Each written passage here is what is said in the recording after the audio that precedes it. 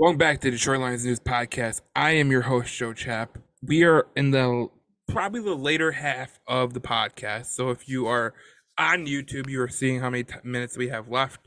But we're going to go through the top rookies that were not in the first round and who will make an impact in year one. So they have to make an impact in year one. So at number 4, this is going to be one that is going to be a little bit, it's going to be bold. Starling Thomas. I think what you're seeing with Starling Thomas in the training camp, what you're seeing all the beat writers say about him being a guy who can potentially break the roster, I believe it. And we're going to get a better chance to look at him in the preseason games. But let me tell you something. When I watched UAB, which I know a lot of you didn't, because who the fuck is going to watch UAB? No one except me. But when you watch UAB, Starling Thomas was a guy who just showed up, and he was a great player. And I'm looking forward to seeing what he would be on this defense. If you put him in minuscule roles and let him grow some confidence, I think that he could be a really good player. Obviously we don't know the injury status of Emmanuel Mosley just yet. I think that Emmanuel Mosley might start out on the pup list, but I think Starling Thomas could be a guy that you look at the end of the season and go, man, that guy made a lot of critical plays for the Detroit Lions this year. And I just think that Starling Thomas is a guy that really could be making an impact on this Detroit Lions team. I think when you have corners, I think the cornerback position it's showing out.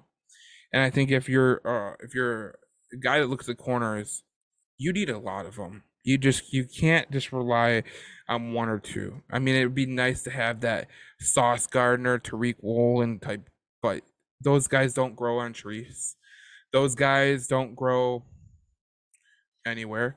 So you have to find talent and you have to find depth in the cornerback position, because if you look at some of the years the Detroit Lions had, 2011 was one of those years where, I don't feel like they had the cornerback depth to just, go on. Even 20, was it 2014, 2015, the year they played Dallas in the wild card. I mean, that was when you were starting Cassius Vaughn at the slot corner position. And the reason that the Detroit Lions gave up that lead to Dallas wasn't because of the picked up flag. It was because Cassius Vaughn could not cover Terrence Williams.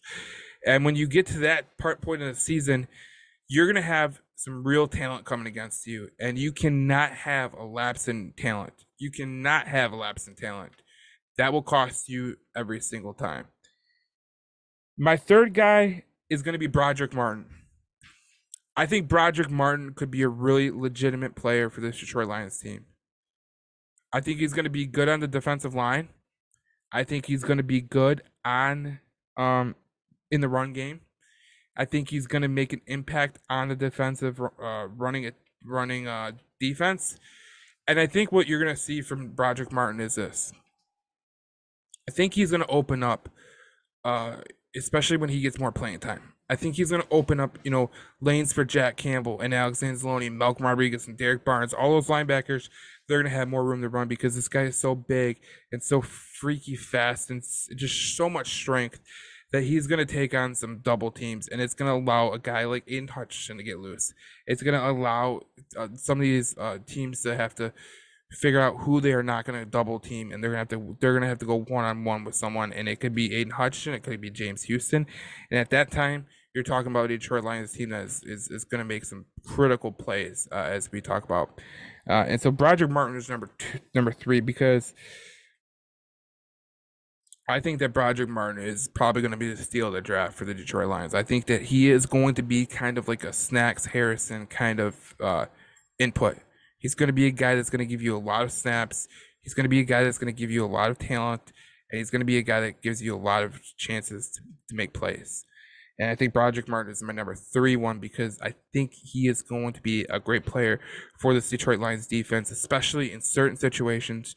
And like I said, I look at Broderick Martin as a Snacks Harrison type, a guy who is going to be great against the run. He's not going to be your pass rusher, and he doesn't need to, because you got a lot of those hybrid pass rushers to fit next to Lee McNeil.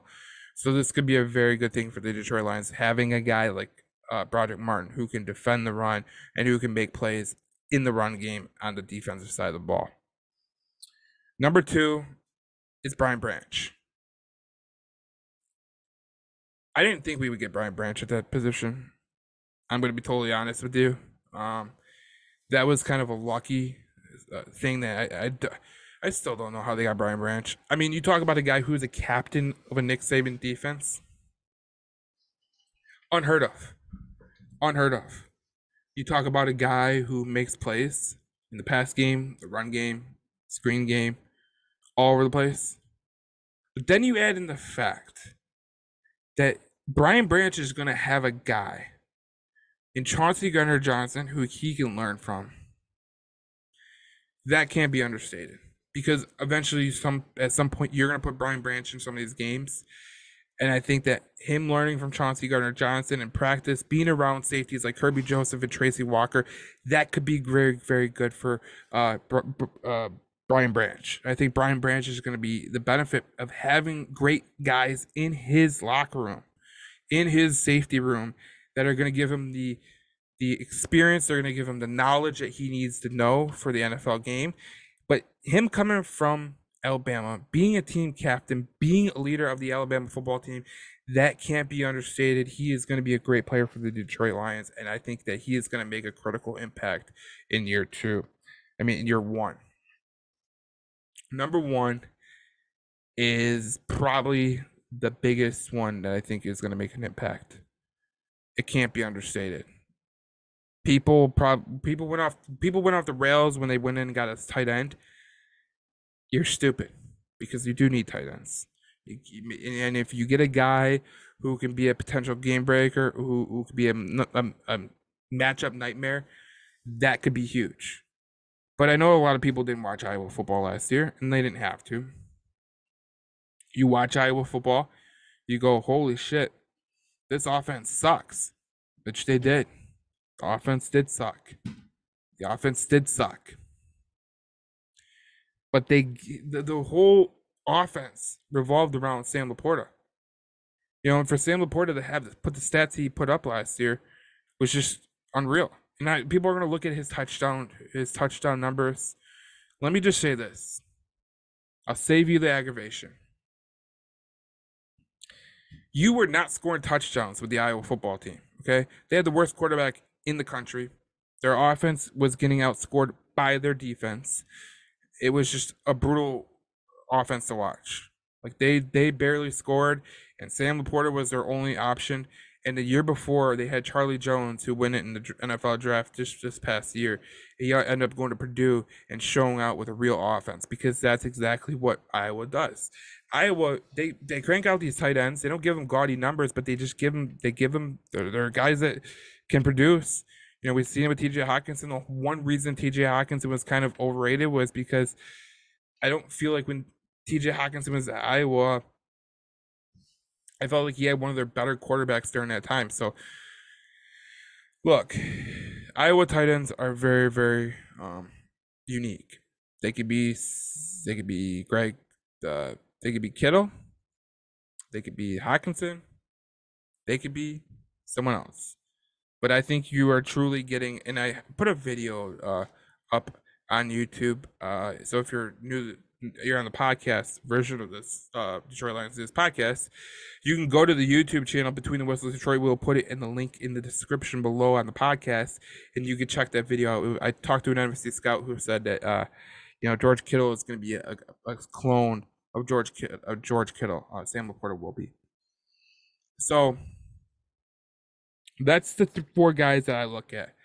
And with Sam Laporta, I think with the offense that they have, I think with the way that Jared Goff plays the game, I think Sam Laporta could have a huge year 1.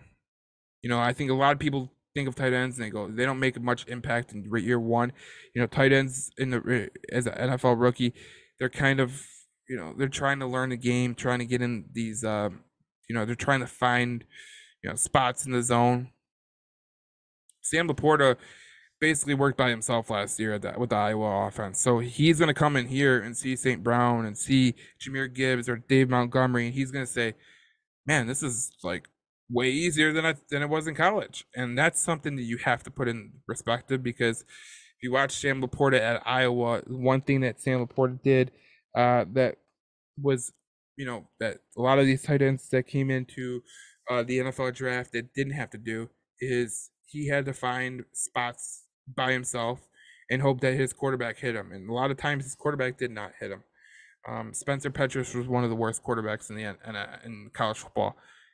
So Jared Goff excels with these short passes, and a guy like Sam Laporta who can take the ball and run with it, he's a good guy after run after the catch. So that's going to be fun to watch. But just seeing what Sam Laporta is able to do with a bad quarterback, with a bad offense, with him being the only spotlight on the offense, I think that he's going to be your number one player who is going to make the most impact in year one. And yeah, like Sam Laporta is going to be a decent guy. So look,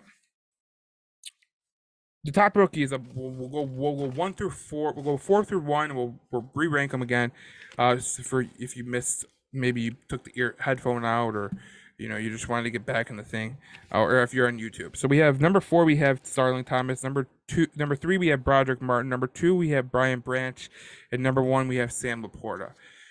Now, this is the part of the podcast that I usually give an opinion. It's like our closing thoughts. Tyler isn't here today on the podcast. I don't have a guest on the podcast, so it's just me rolling along. So we'll go into the next segment, final thoughts, and this will be my final thoughts on this podcast. And then we'll go into next week with training camp and the Giants coming in for their first preseason game. I think it's the Giants or the Colts. I'm not sure.